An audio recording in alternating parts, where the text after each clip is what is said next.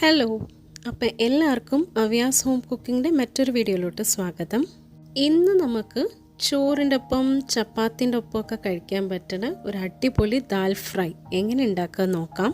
അതിൻ്റെ മുമ്പ് video ഇഷ്ടമായാലേ like ചെയ്യാനും സബ്സ്ക്രൈബ് ചെയ്യാനും പിന്നെ തൊട്ടടുത്തുള്ള ബെല്ലൈക്കൺ ക്ലിക്ക് ചെയ്ത് ഓൾ എന്ന ഓപ്ഷൻ പ്രസ് ചെയ്യാനും മറക്കല്ലേ. അപ്പോൾ നമുക്ക് വീഡിയോയിലോട്ട് കിടക്കാം.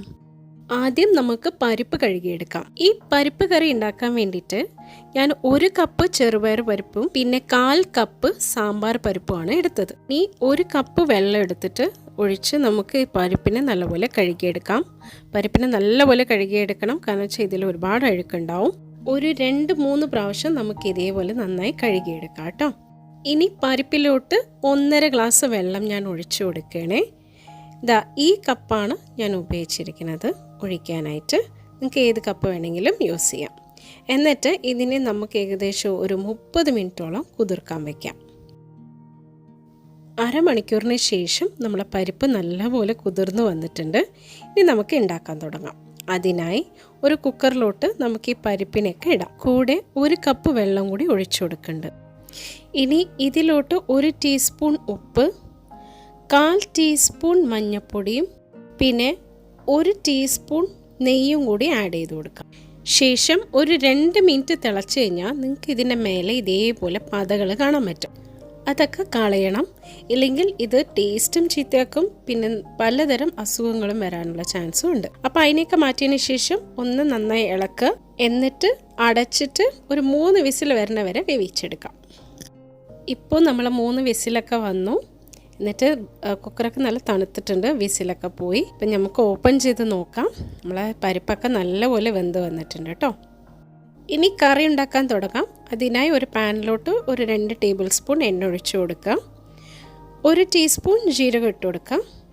ജീരകം നല്ലപോലെ മുരിഞ്ഞ എണ്ണയിൽ വന്നു കഴിഞ്ഞാൽ ഇനി നമുക്ക് ഇതിലോട്ട് 1 ടേബിൾ സ്പൂൺ വെളുത്തുള്ളി ചെറുതരിഞ്ഞത്, 1 ടേബിൾ സ്പൂൺ ഇഞ്ചി ചെറുതരിഞ്ഞതും പിന്നെ 1 ടേബിൾ സ്പൂൺ പച്ചമുളക് ചെറുതരിഞ്ഞത് ആഡ് ചെയ്ത് കൊടുക്കാം. എന്നിട്ട് ഇതിൻ്റെ പച്ചമണം പോണ വരെ നന്നായി ഇളക്കി യോജിപ്പിച്ച് കൊടുക്കാം.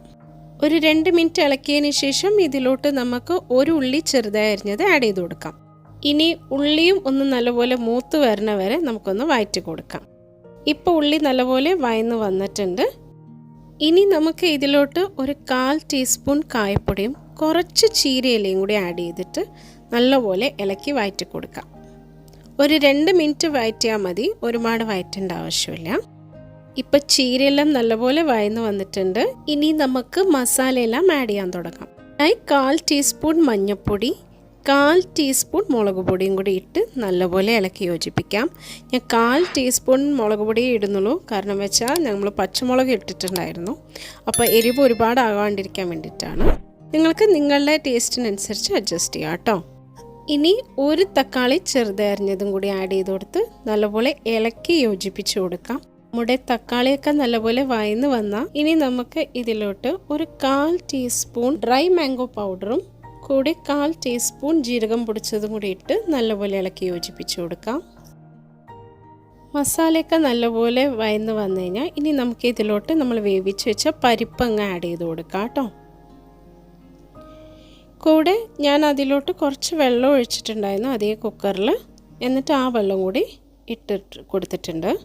എന്നിട്ട് ഇനി ഇതിനെ നമുക്ക് നല്ലപോലെ ഇളക്കി യോജിപ്പിച്ച് കൊടുക്കാം. നമ്മളെ പരിപ്പൊക്കെ ഇപ്പം നല്ലപോലെ തിളച്ച് വന്നിട്ടുണ്ട് കേട്ടോ. ഇനി ഇതിൻ്റെ മേലെ നമുക്ക് കുറച്ച് മല്ലിയില ഇട്ട് കൊടുത്തിട്ട് പിന്നെ ഒന്ന് ഇളക്കി കൊടുക്കാം. ഒരുപാട് കട്ടിയാക്കാൻ നിൽക്കണ്ട, കുറച്ചൊരു ലൂസ് പരുവത്തിൽ വേണം ഇതിൻ്റെ കൺസിസ്റ്റൻസി. ഇനി ഞാൻ കുറച്ച് രുചിച്ച് നോക്കുകയാണേ. അഥവാ ഉപ്പൊന്നും ഇല്ലെങ്കിൽ കുറച്ചും കൂടി ഉപ്പ് ആഡ് ചെയ്യാം. എനിക്ക് കുറച്ച് കുറവുള്ള പോലെ തോന്നി, അപ്പോൾ ഞാൻ കുറച്ച് ഉപ്പ് ആഡ് ചെയ്തിട്ടുണ്ട് കേട്ടോ. എന്നിട്ട് അതിനെ നല്ലപോലെ ഇളക്കി നമുക്കൊന്ന് മിക്സ് ചെയ്ത് കൊടുക്കാം. ഇപ്പോൾ ദാൽ ഏകദേശം റെഡിയായി വന്നിട്ടുണ്ട്. ഇനി നമുക്ക് ഇതിലോട്ട് കുറച്ച് തടുക്ക ആഡ് ചെയ്യണം.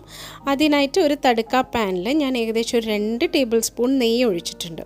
ഇനി അതിലോട്ട് 1/4 ടീസ്പൂൺ കായപ്പൊടി ഇട്ട് കൊടുക്കാം. പിന്നെ ഒരു 1/4 ടീസ്പൂൺ ജീരകം കൂടി ഇട്ട് കൊടുക്കാം. ജീരകമൊക്കെ നന്നായി മുരിഞ്ഞു വരുന്നതിന് ശേഷം ഈ തടുക്ക പാനിനെ പതുക്കെ നമ്മൾ മാറ്റുക. അതിലോട്ട് 1 ടീസ്പൂൺ കാശ്മീരി മുളക് പൊടിയും കൂടി ഇട്ട് നല്ലപോലെ ഇളക്കി എന്നിട്ട് അതിൻ്റെ ദാലിൻ്റെ മേലെ ഇട്ട് കൊടുത്തിട്ട് പെട്ടെന്ന് തന്നെ അടച്ചു വയ്ക്കും. അതിൻ്റെ മണവും ഫ്ലേവറും പോവാണ്ടിരിക്കാൻ വേണ്ടിയിട്ടാണ്. ഒരു 2 മിനിറ്റിന് ശേഷം നമ്മൾ തുറന്ന അടിപൊളി റെസ്റ്റോറൻറ്റ് സ്റ്റൈൽ ദാൽ കറി നമ്മുടെ റെഡിയായി കിട്ടും. ഇനി ഇതിൻ്റെ മേലെ കുറച്ച് മല്ലിയിലയും കൂടി ആഡ് ചെയ്ത് കൊടുക്കാം. എല്ലാവരും ട്രൈ ചെയ്ത് നോക്കണം. നമ്മളെ റെസ്റ്റോറൻറ്റിൽ കിട്ടുന്ന അതേ ടേസ്റ്റ് ആയിരിക്കും നിങ്ങൾക്ക് കിട്ടുക. അപ്പോൾ ഇനിയും പുതിയ റെസിപ്പി ആയിട്ട് നമുക്ക് വീണ്ടും കാണാം.